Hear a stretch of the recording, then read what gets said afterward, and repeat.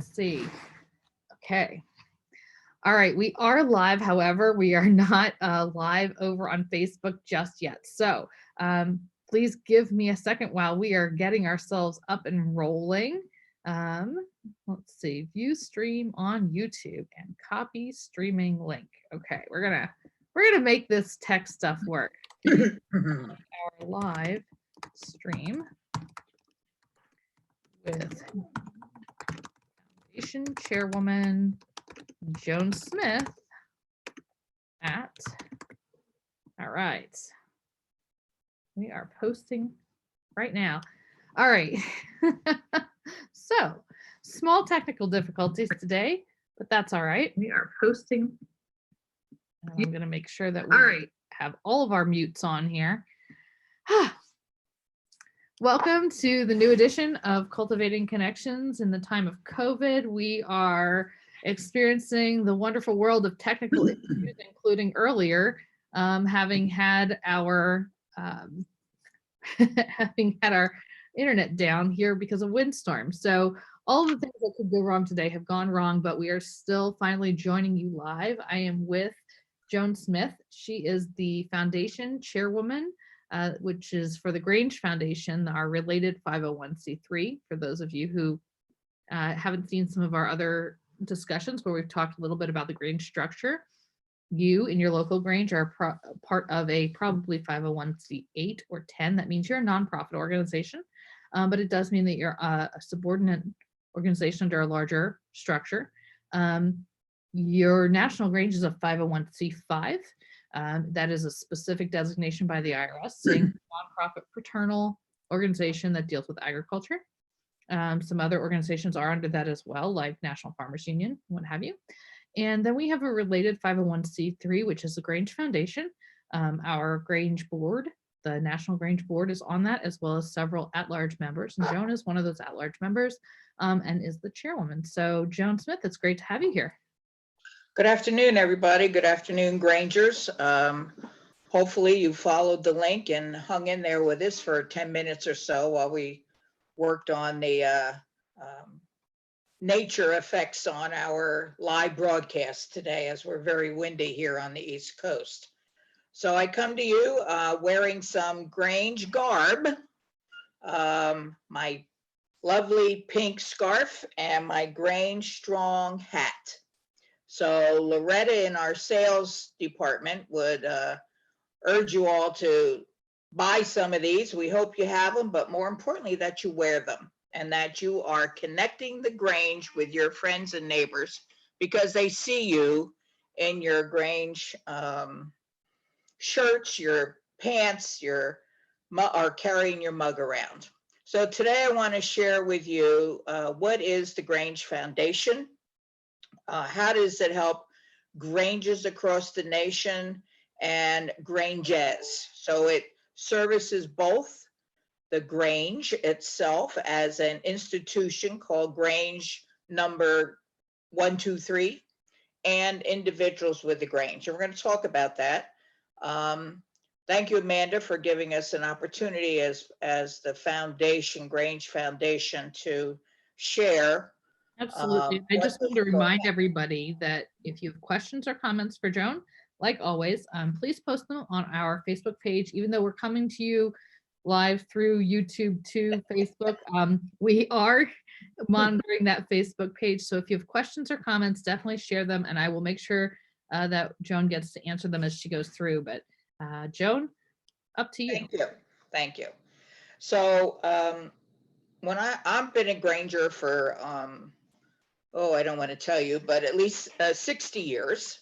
And I'm a 5th generation, and my daughter is 6th generation now.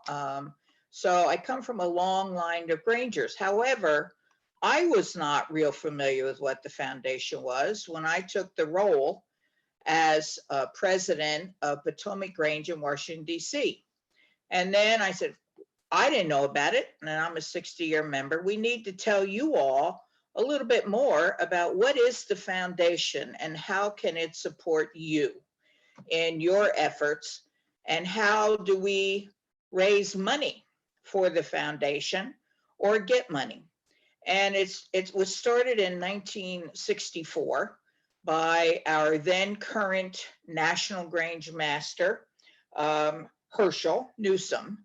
And at the time, he gathered up the National Grange Executive Committee, and they said, we need a charitable organization. The National Grange is your operations are. It gives you your programs, your lectures programs, your youth, your junior. It has our directors. It has the building in DC.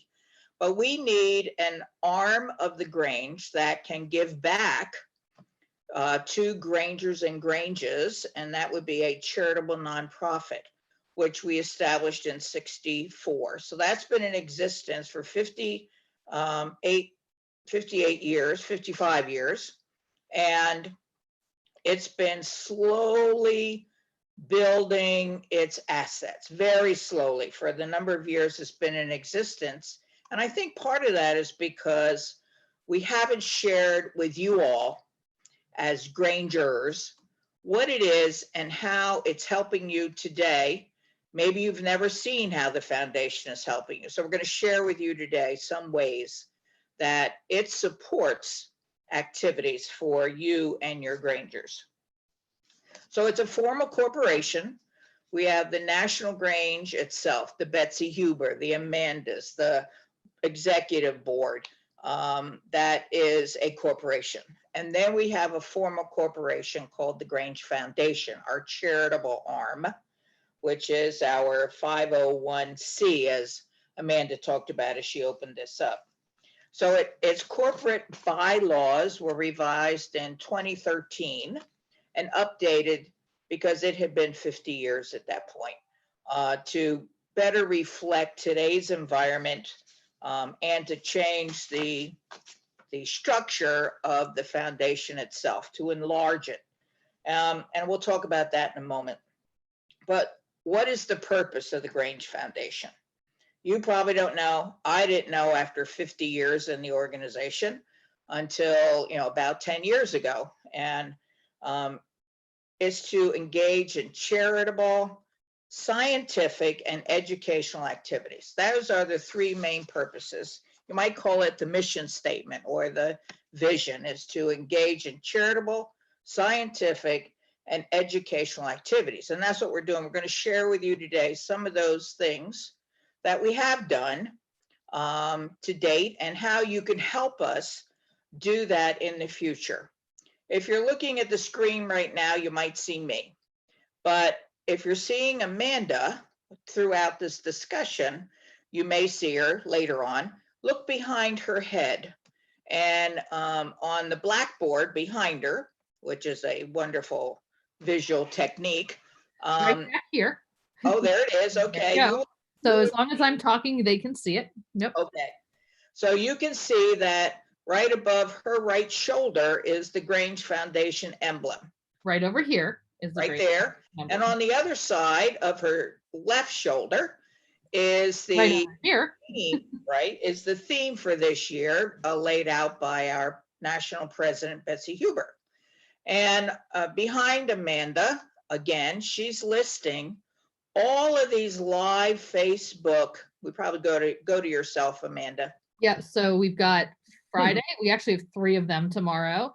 And just announced, we are having another date night in this Saturday for everyone who would like to join us. And on Sunday, this side, I'm Vanna White without knowing where I am. And on this side, Sunday, for those of you who don't get to go to an Easter service this year because your church may not have a live feed option, we are going to have the National Chaplain hold an Easter service here. So even if you did get to go to your virtual service for your church, consider coming to ours as well. Thank you, Amanda.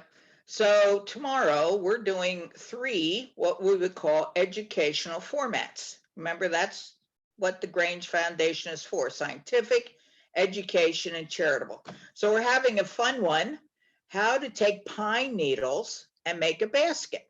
And that's going to happen at 1 o'clock. At 3 o'clock, we're having one that is balloon animals.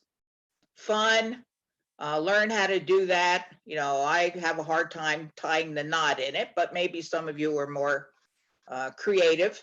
So that should be fun, and that's being done by Scott Nicholson from Montana. And then at 4:30, we're having sign language and deaf culture shared with you all. As you know, that has been a foundational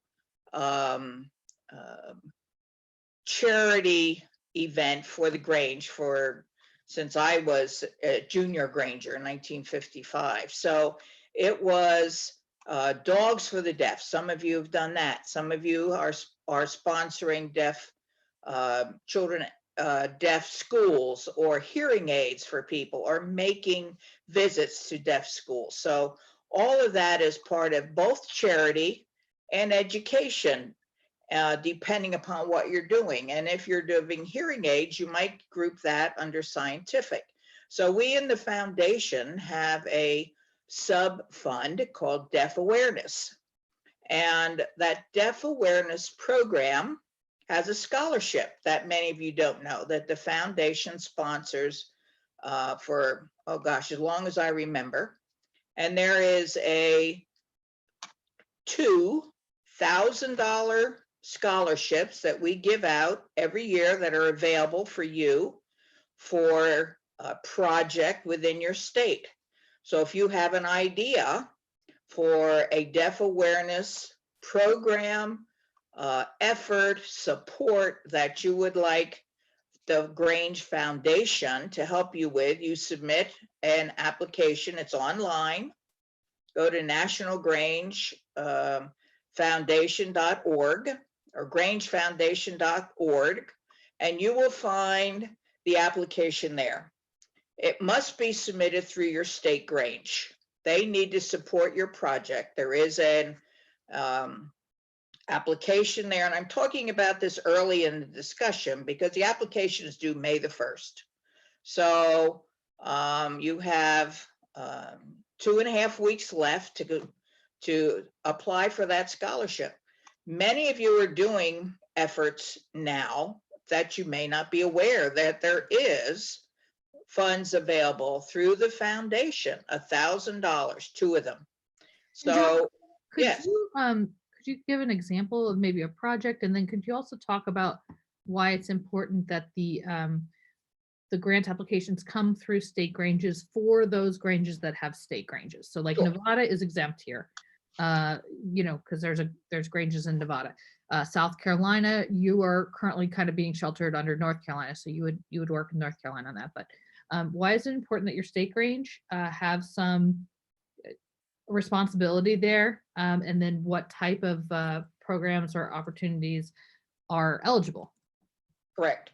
From a project perspective, we have had in the past folks that are doing a sign language interpretation program for, we're all seeing it now. If you're looking at TV, you are seeing an interpreter when the governors speak, when the mayors speak, that is sharing with a population of folks that are hearing impaired or deaf, either way. And it is an entire language of which the Grange can sponsor one of those speakers for a political event, like the announcement of COVID-19, or you could sponsor the interpreter for a school in your neighborhood where there is a deaf child that is trying to go to mainstream school and they need an interpreter in the classroom. That would be a project that you might take on.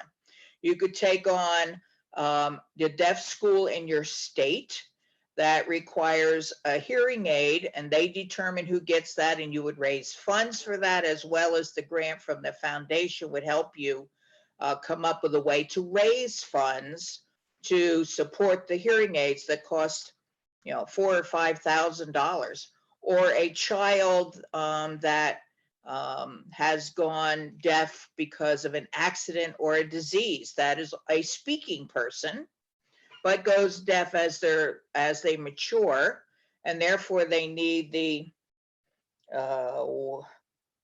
copial, I'm sorry, I forget the name of it, but it's a device that goes behind their ear The cochlear implant. There you go, cochlear implant, thank you. That you may want to sponsor that individual to receive that. That's a whole surgical operation, and that would be a project that you could bring forward and ask for a grant to help that. The reason it goes through the state is so that the state can look at what projects their individual states are performing in the deaf awareness area. We have some states that have several deaf awareness projects going. I'm most familiar with New Jersey. That was my home base, and I have many folks there that are well familiar with the deaf program. My niece is a national interpreter of the deaf, and is nationally certified. And she did that because of learning sign at Junior Grange camp. And her exposure to sign language occurred as part of her Junior Grange life. And then she went on to get her degree. Another friend, Carolyn Steele, is a teacher in the Carolyn Reed is a teacher in the New Jersey State Deaf Awareness School. There's only one in the central state in our capital. She teaches there, again, based on her exposure to sign language as part of the Junior Grange program. So Monday, we're hoping many of you will listen. Those are the two folks that are going to be doing part of the program on Monday. And we'll have share with you some of the deaf awareness activities. So the state is involved so they know what is going on in their state. States also may have a Grange Foundation at their state level that they in turn may contribute to your project to give you more funds, as well as the National Grange Foundation. So that's one of the things we want to share with you is the Deaf Awareness Scholarship Program. We call it a scholarship program. It's an award program of $1,000. All applications we get this year, we will be down selecting. We will have some looking at the applications will be some experts in the deaf world, as well as our board, and we will select 2 from across the nation to receive that $1,000 each. So we hope that we have lots of applications. We're making you aware of it today, and again on Monday during this process, right, Joan? I mean, it's less than a 1-page application. Yeah, it's only 1 page. It's not a big deal. What your project is, what you expect your outcome to be, I think if you want to put in what your overall plans are for funds for the program, if you need in addition to the $1,000 that we're going to provide. And then at the end, we would hope that you would submit that as part of your Grange, Loretta's program, Distinguished Grangers, where you just have to provide 3 things that your Grange has done and be recognized as a Distinguished Grange, or that's for the Grange in Action. Right. Grange Action Program, and submit that, and ties it all together. You get recognition for that also. So that is one of the education, going back to the history of the foundation, when we talked about scientific, educational, charitable efforts. That is considered one of our educational activities. Another thing in the charter or the bylaws of the foundation is the promotion of educational programs with an emphasis on agriculture. To develop better manhood and womanhood is actually what it says in our bylaws. Folks interested in agriculture or residing in rural communities to improve their skills, standard of living, self-respect, esteem in the eyes of your community. So the foundation is here to help with educational programs for rural America. Well, what we're doing right now live on Facebook every single day is educational programs, both fun, both sharing. Last week we did the census. That was an educational program for all of our Grangers across the nation that live in rural communities and our suburban and urban members. And this is You know, going. the other thing, Joan, that we've talked a little bit about is the fact that this isn't always maybe the most educational, right? Sometimes it's more Grange oriented, or sometimes it's more fun, but it's also a public service, because we understand that loneliness is equal to that the feeling of loneliness is equal in poor health outcomes to 15 cigarettes a day. I mean, there are scientific studies that show just how just how hard being lonely can be on the body. And so we're looking to make sure that it's not just educational, but it's also a public service. Anybody who's just feeling isolated and alone out in the world can come in, can see these programs, can learn something new, even if they're not a Grange member. And hopefully it's a good, positive health outcome for them. So, I mean, I know it sounds like a silly proposition that these 1 hour a day, sessions are doing something like that for people, but really the research is there. And so I think that that's important too. That's correct. It's helping our citizens. That's what we're trying to do with these videos. And I want to thank our communications department and the chairman there, director of communications, Amanda, for all she's done in the past couple of weeks, and the support from Betsy, our national president, to support all of these that are happening.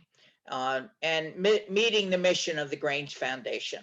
And the one thing I wanted to share with you all on the educational side is the Grange Foundation supports the national agriculture in the classroom by presenting. We sponsor that, and it is nationally. There are representatives in every state of the nation. Washington State itself has board members for agriculture in the classroom from Washington State. Potomac, Grange, and Washington, D.C. are the actual performers of agriculture in the classroom. They are running that program for Washington, D.C. There's Maryland provided all of the masters from across the country when we met in February with the Maryland Ag in the Classroom points of contact that came and talked to all of the state masters. So they're aware of this program. So the foundation sponsors the winner of the volunteer agricultural advocate from across the nation. And we present that person. We've selected the one for 2020. She's from Utah. And she will be receiving the Grange Advocate Award in June if we have the conference. She will receive it at any rate, however we do it. She is our winner this year, and we will be presenting her with our Grange Advocate Award. Now, this is people that volunteer, and Grangers are all volunteers. And what I tell the national convention of about 500 teachers that show up at this convention in June, that Grangers across the nation can help them do their work in the classroom. And as part of that, what we have done, the Grange Foundation, and last summer at our Camp Revival, did 4 workshops that were done, what we're calling Train the Trainers. So those of you that were at National Camp Revival last summer went away with things that you could do with your junior Granges, with your community daycare centers, or that you could help a teacher in a classroom.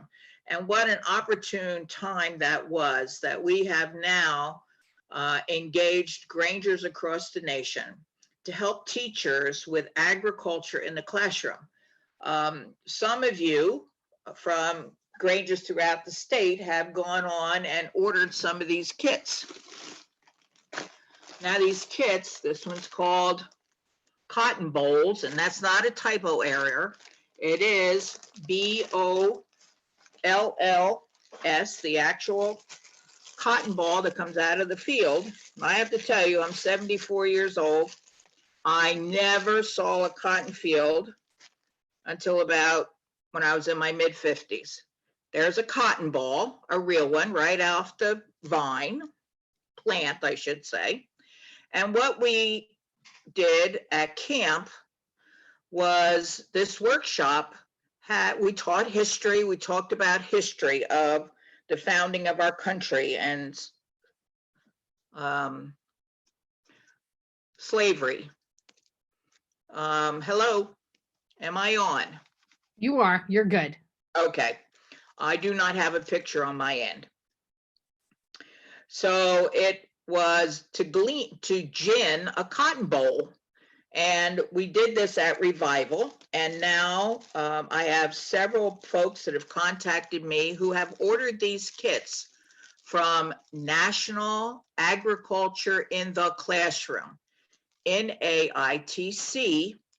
And Granges are donating these to school classrooms to share agriculture hands-on in a classroom. You gin this and get all the seeds out. And it's amazing. In this one little cotton bowl, the most I've ever seen is 38 cotton seeds. Amazing. We just did this also as part of the Grange Foundation at the Grange sponsored Washington, D.C. experience that was done for juniors and for youth. So we have, that's part of the Grange efforts to support education. Another one is farming in a glove. We also did this one at camp last summer, and we've done it since then at several opportunities with different regional conferences, etc. And this is taking a glove, plastic glove, of course, right now they're pretty hard to come by, and putting a couple of regular cotton balls that you buy at CVS or Walmart in the fingers, putting some seeds in there, putting a few drops of water, blowing some air, and all this you're sharing agriculture with those students.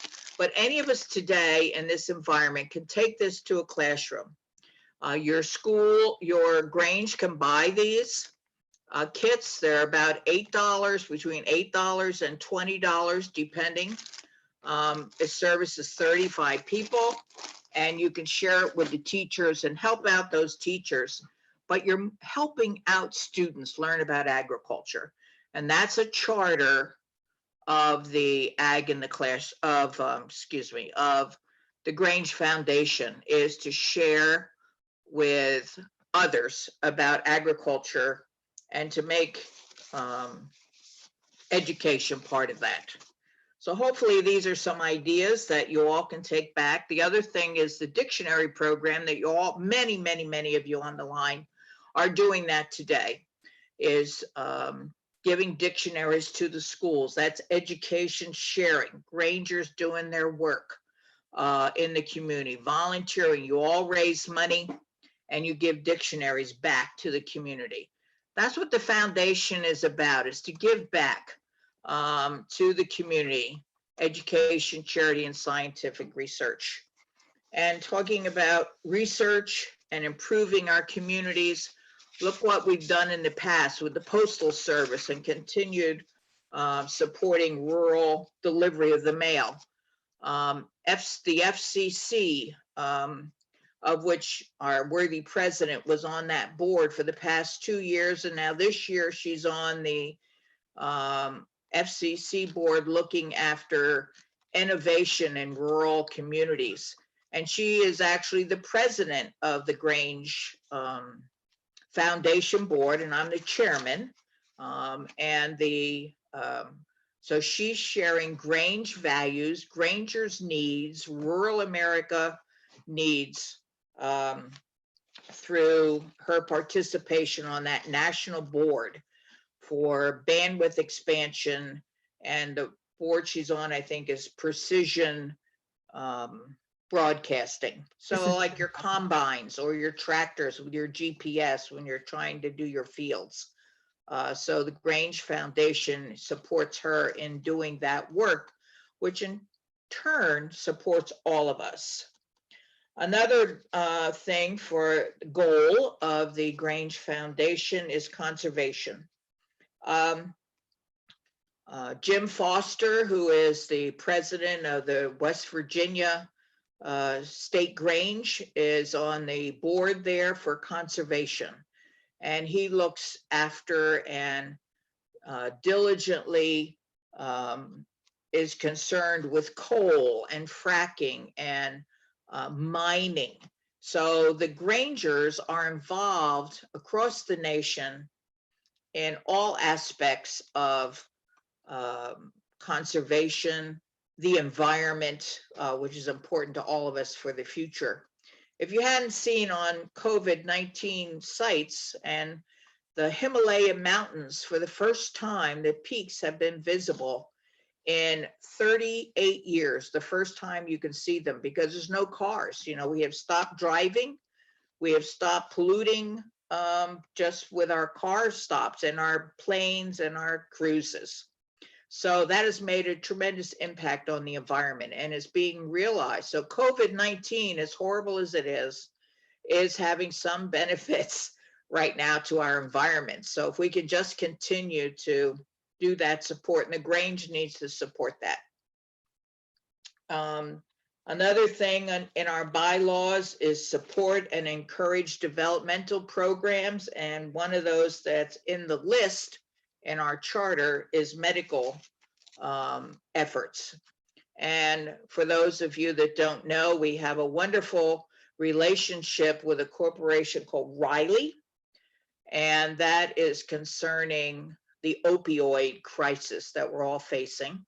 This past year, the board of the foundation approved funding to have 4 youth, may have been 3, excuse me, 3 or 4 youth that attended a conference, and there's a Grange youth. They were all in their college years, attended that forum last summer to learn and take that back to their local communities and organizations and form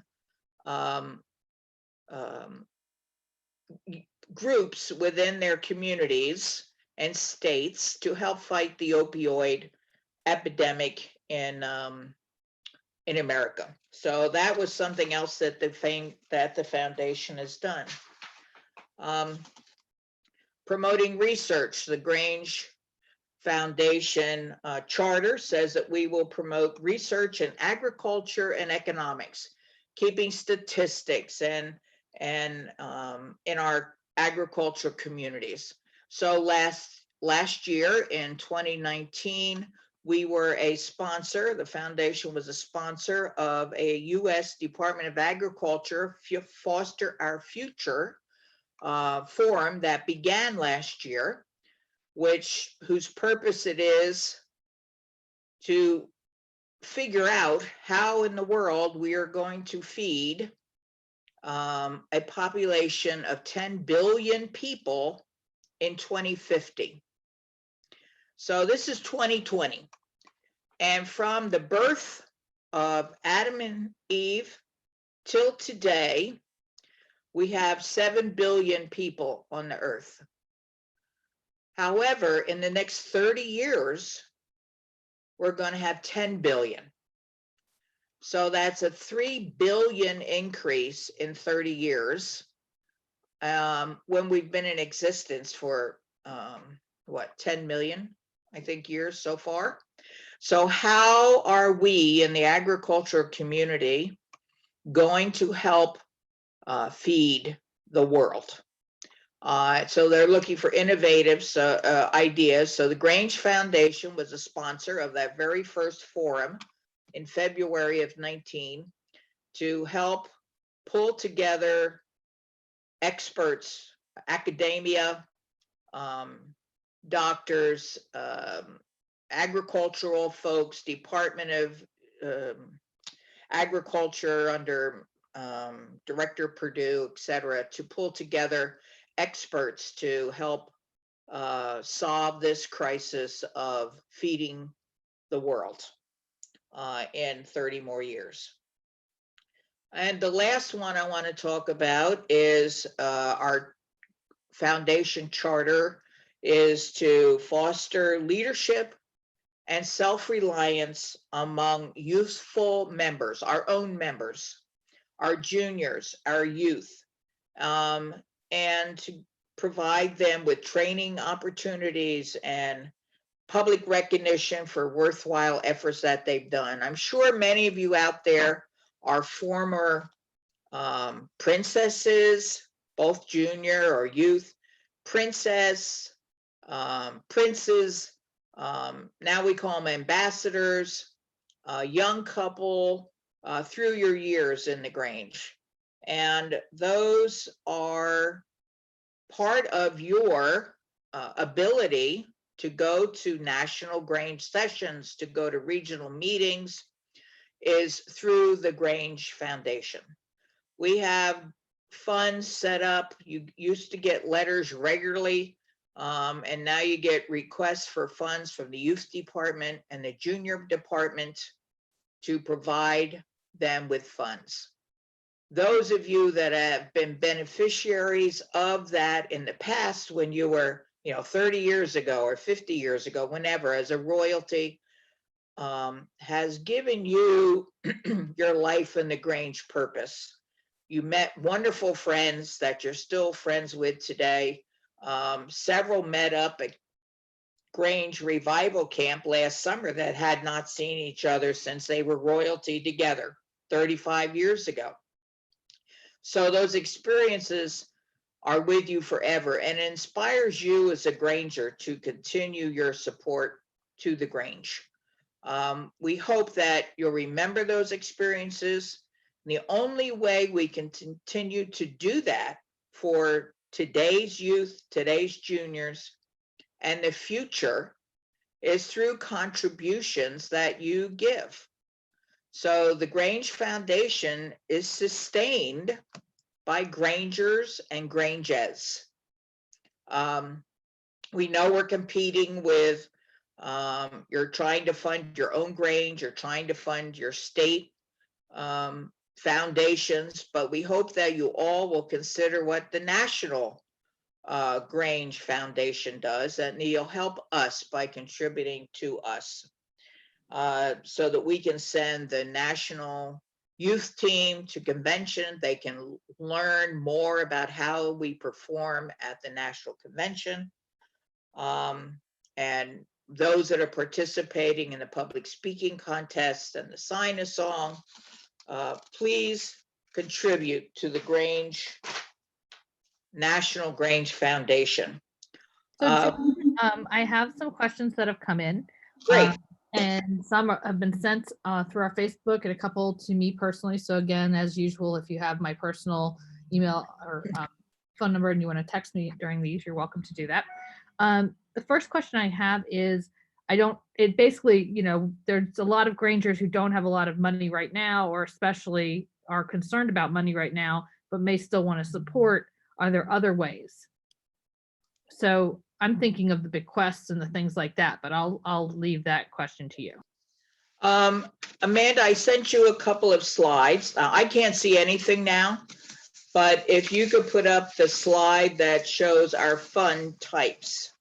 It's the pack of 3, and it would be the first slide. Okay, it is up. Thank you. So the foundation has several types of funds, and I will get into other than money, because I know we all have problems with that. But we have dedicated funds, which means you can, if you can give $5, if you can give $100, that would be even better. But you can designate what is important to you as an individual, where your heart is, where you want to be, give back to the Grange for everything the Grange does for you every day. You love the Grange. That's why you're here. That's why you keep coming to your meetings and going out and serving. And we want to help you do that. But you want to help the future of the Grange grow. So you could give money to our youth leadership program, our junior leadership fund. This helps them, as we talked about, gets them to regionals, recognizes them as individuals and for the work that they're doing in their community. The American Arts and Culture Fund.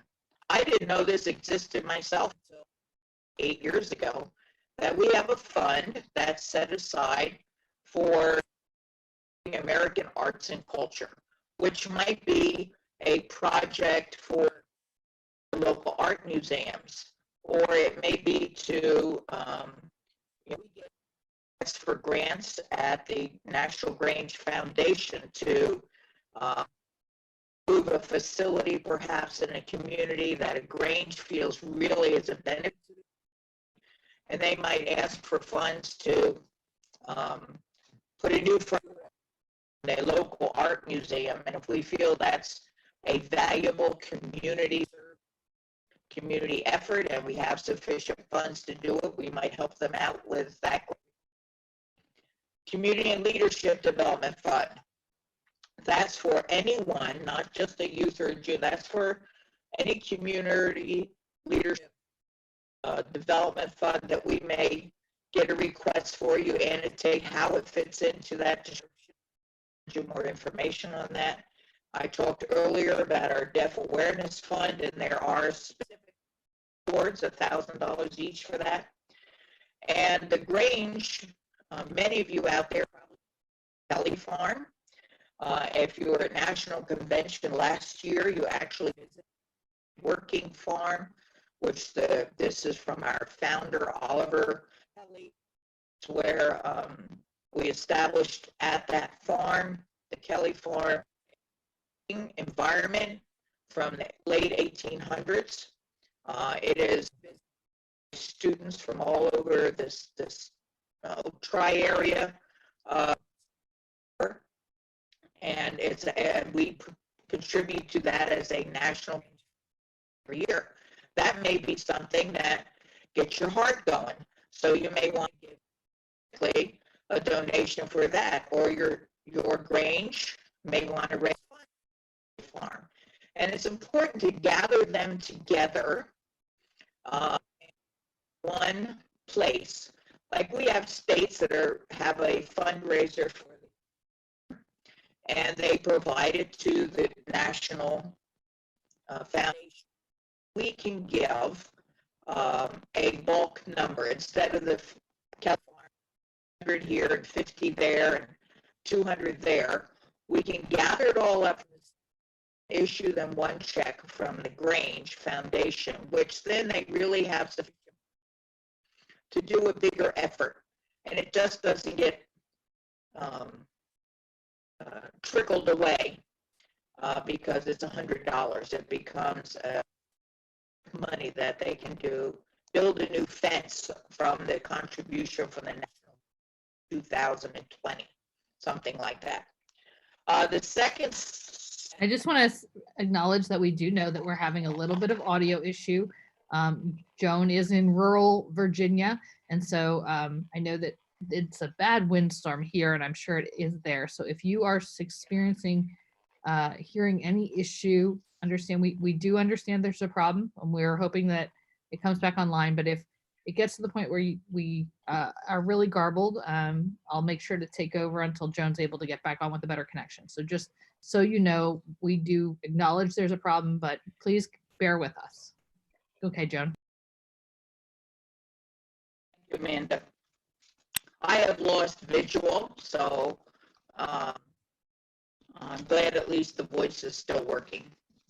The slide shows what we call the research funds, which are the endowment fund, which we only interest from, and that has been that used to be a big push to have to the endowment fund.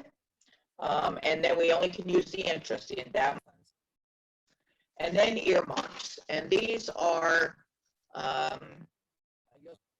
building fund. That is, if we encourage you all, if individuals or Granges, to help us out. This is the building fund for the National Rangers. It was built in 1955. And so of work and repair, as you know, we had $1 million, $1 million repair to the entire heating, air conditioning system that failed years ago, and we have just completed off. And we want to thank all of you that contributed to that. Gave $10, and Granges that gave, $100, and state Granges that were loan us money to the foundation so that we could get that building back in serviceable condition. So thank you for that. The one that you've heard of, that is $1,000 from an individual, and then you belong to the 1 in 1,000 club. Our that is growing. You could do that basis to pay it off.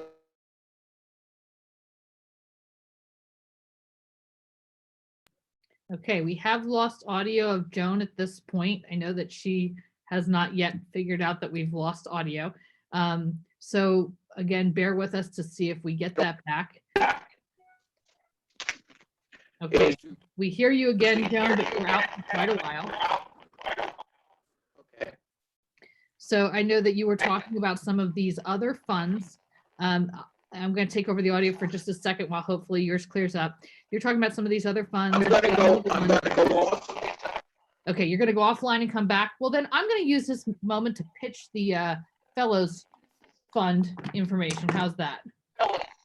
Thank you. Great. All right. Good. So Joan should be joining us back here in a minute. I'll just say that the foundation helps significantly for one of the programs that's near and dear to my heart, which is the National Grange Communication Fellows Program. Each year we train several Grange members. It's open to 14 to any age members, and we have them come to convention for 9 days. We have them come to convention not because that's so significant of an experience. It's because it allows us the chance to do hands-on work, gathering together for 9 days to start out training and information programs about what is communications and how can you do good work on behalf of your Grange. And we then are able to kind of come around from there and do hands-on work, producing stories for the newsletter that we put out every day, putting together information for our social media channels, tackling that same topic or those same bits of information and putting them in a format that will work for our magazine, allowing people to get a hands-on account with different mediums. And all of that is something that they can take back and use in their Granges to get their Granges hopefully attention in their local communities and improve the image and raise the profile of the Grange. So that's an example of a fund that if you were interested in donating specifically for, you would write a check for $20, put it into the Grange Foundation, and make sure to put on the memo line Communication Fellows Program. We also do fundraisers for many of these programs. I know the National Lecturer has pins. The Fellows Program has little notebooks and pens. Several of us do things throughout the year to make sure to keep funding these programs. I see Joan's back with us, but I don't see her video started yet. So we're hoping to get her fully back online here in a second. I'm going to move to her next slide because I know where she's going with that while we're waiting to have her back. Specifically in her next slide, she's talking about bequests and wills and other charitable giving that can go from you to the foundation. The reason I think that the foundation is really important here, I should stress, is that money that you are giving, you can get a tax write-off for, because it's a 501c3.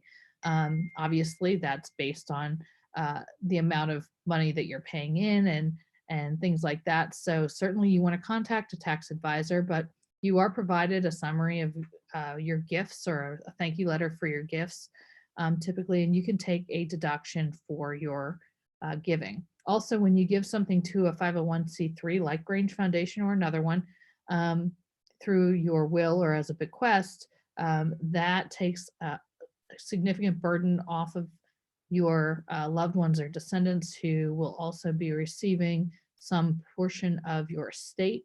And so there are many ways in which you can choose to give.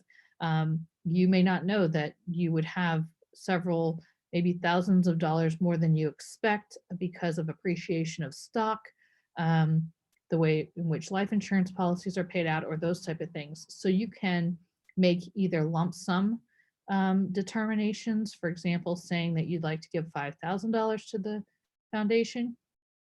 You can make what's called remainder bequests, and that's saying in your will that after this person, this person, this person, and this charity is taken care of, that the remainder of what is in your trust or in your estate goes to the Grange Foundation. And so sometimes that may be nothing, because you've taken care of everyone that you feel is important to take care of first, and there's nothing left after that.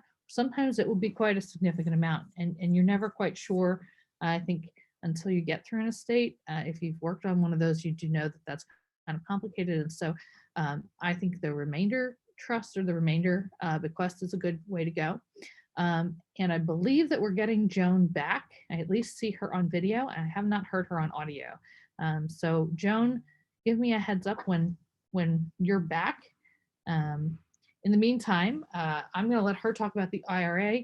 The Meal a Month Fund is something that Joan introduced last year, and I thought that was a really fantastic idea. You may have seen us post about coming and joining us for a meal virtually well before this COVID crisis forced us into everything virtual. The Meal a Month Fund asks you that if you were going to go out and spend money at a restaurant, consider staying in that night, making something like a peanut butter and jelly or a toasted cheese sandwich or something like that, hot dogs on the grill. And if you would have spent $30 between you and your spouse or your loved one or someone going out, send the 25 back to the Grange Foundation, for example. That's the remainder, because it may have only cost you $5 to feed the family that night instead of 30. So Meal a Month Fund, I think, is a really good idea. And I see Joan is back with us, and she's about to show off some other stuff. So Joan, we've gotten all the way down to the Meal a Month, but I did skip the IRA. So you are back, and anytime you want to pick up our conversation, you're welcome. No audio? I can't hear you. Okay, so I'm going to move with the pay it forward. She can't hear me and I can't hear her. I apologize for all of our technical difficulties today. So there's a $20 for 20 fund that is going specifically towards the youth department.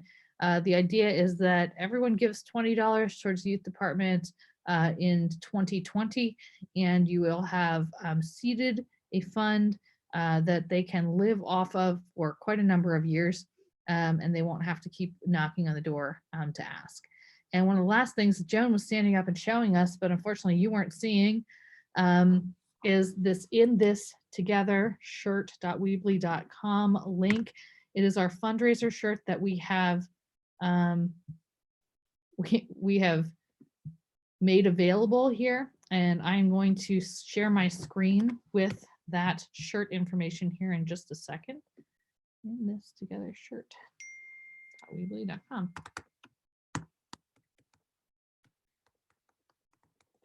See if we can get this to work. All right, I'm going to share my screen here. This shirt is available now. You can order it online. There's free shipping across the United States. It's a really nice red shirt, and it's got the message, "We're in this together," in the center. as well as a very small word Grange there. Any sales of this, the money is going to the foundation, and the foundation is using that. And I really want Joan to have her audio here. So Joan, if you can get in at all, I'd love for you to be able to make this announcement. But you notice that all the professions listed around here, you can see all of these things, and there's the messages were in this together. Sales from this shirt are going to foundation. That means they are tax deductible, but they're going to have basically a drawing. So any Grange that has done any project to assist their community during this time of COVID will be able to enter their project into a drawing. Now, they're allowed to enter as many projects as they want. However, if you made 5 masks today, and next week some of your members made some masks, and the next week some of your members made some masks, it's all one mask project. So there will be a form. It will be a very simple form that just asks for name of your Grange, number, state. It asks for contact information for the person who is providing it, and the mailing address to receive the check that will be made out to the Grange, and for a paragraph or so about what it was that your Grange did, and how many people you believe you impacted. So that information will be collected in a very simple form that will be put out later this week or early next week likely. And every one of those submissions will allow you to enter that drawing. The winners, there will be 10 Granges drawn from that, and they will receive $100 each. So it's a way that the foundation is raising money to put into, some of the things that Granges are doing. I think that it's limited to that 10 winners for $100 each, based on the expectation of sales so far. So if you go and buy this shirt, you are helping other Granges who are helping their communities. And we hope that what you'll do is you'll share this shirt with others who are not just Grange members, because frankly, there's nothing on this shirt that would detract from someone who's not a Grange member wearing it. I can see, Joan, you're there. We're going to try this audio with you again. Down in the bottom left, you should see a thing where you can turn on your microphone. I'll give you just a second to see if it comes on.